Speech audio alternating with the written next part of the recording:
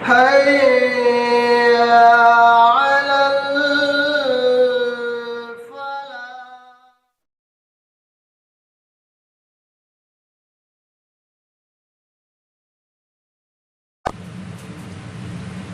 بسم الله والصلاة والسلام على رسول الله وبعد.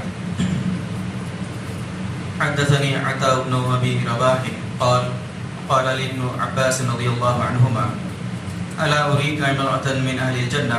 قلت بلى. قال هذه المرأة السوداء وتأتي النبي صلى الله عليه وسلم قالت إني أسرع وإني أتكشف فادعوا الله لي. قال إن شئت صبرت ولك الجنة وإن شئت دعوت الله أن يعافيك. قالت أصبر. قالت فإني أتكشف فادعوا الله ألا أتكشف فدعا لها. رواه البخاری و مسلم.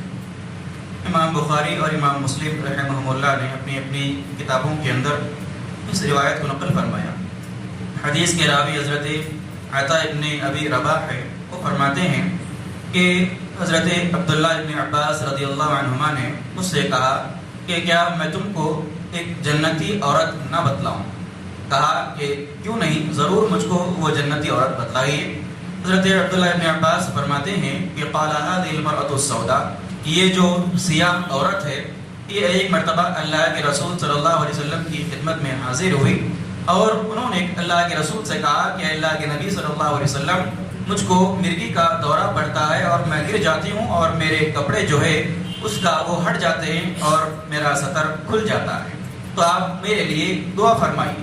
اللہ کے رسول صلی اللہ علیہ وسلم نے بیان فرمایا کہ ان شئتی صبرتی ولک الجنہ، کہ اگر تم چاہتی ہو کہ تم اس بیماری پر صبر کرو تو تمہارے لیے آخرت میں جنت ہے، اور اگر تم یہ چاہتی ہو کہ میں اللہ رب العالمین سے تمہارے لیے اس بیماری کی ختم ہونے کی دعا کروں تو میں اس دعا کو کروں گا. قالت، اس عورت نے کہا کہ اصبرو، میں اس بیماری پر صبر کروں گی.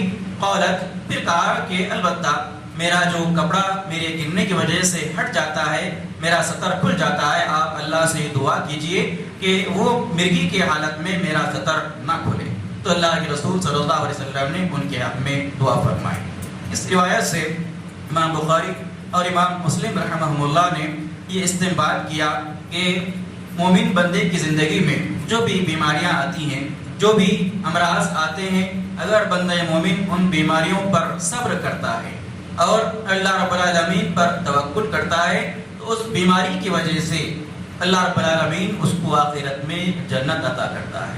تو مومن کی زندگی میں جو بیماریاں آتی ہیں اگر اس پر صبر کیا جائے تو اس کا بدلہ اللہ رب العالمین کے پاس جنت کے سوا کچھ نہیں. چاہے بیماری چھوٹی ہو، چاہے بیماری بڑی ہو، چاہے وہ بیماری جان لیوا ہو، چاہے بیماری جان لیوا نہ بھی ہو، اگر بندہ مومن اس بیماری پر صبر کر لے اور آخرت کی خاطر، جنت کی خاطر اللہ رب العالمین کے اس فیصلے سے راضی ہو جائے تو اس کے لیے جنت ہے.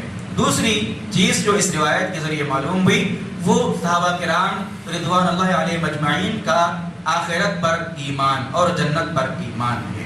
صحابیہ نے اللہ کے رسول صلی اللہ علیہ وسلم کے آفر پر یہ نہیں کہا کہ آپ مجھ سے میرے لیے دعا کیجئے کہ یہ بیماری مجھ سے ختم ہو جائے، بلکہ انہوں نے یہ کہا کہ میں اس بیماری پر صبر کروں گی، چاہے یہ بیماری میرے لیے جتنی مشکل کشا کیوں نہ ہو، لیکن میں اس پر صبر کروں گی، لیکن آخرت میں میرے لیے مجھ کو جنت چاہیے. تو جنت کے بدلے میں آخرت، دنیا کا عیش و آرام یا جنت کے بدلے میں دنیا کی عافیت کو انہوں نے ٹھکرایا اور جنت کو ترجیح دی. تو یہ صحابہ کرام کا مکمل ایمان اور صحابہ کرام کا یہ کامل یقین تھا اللہ کی ذات پر، آخرت کے دن پر، جنت پر اور جہنم پر.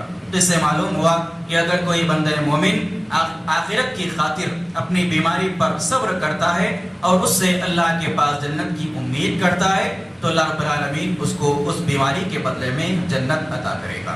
اللہ رب العالمین سے دعا ہے اللہ تعالیٰ تمام کو اللہ کے رسول صلی اللہ علیہ وسلم کی ان سنتوں کو پڑھنے، سیکھنے، سمجھنے، اس پر عمل کی توفیق عطا فرمائے. آمین. سبحانک اللہم و بحمدک، اشہد ان لا الہ الا انت، استغفرک و اتوب الیک.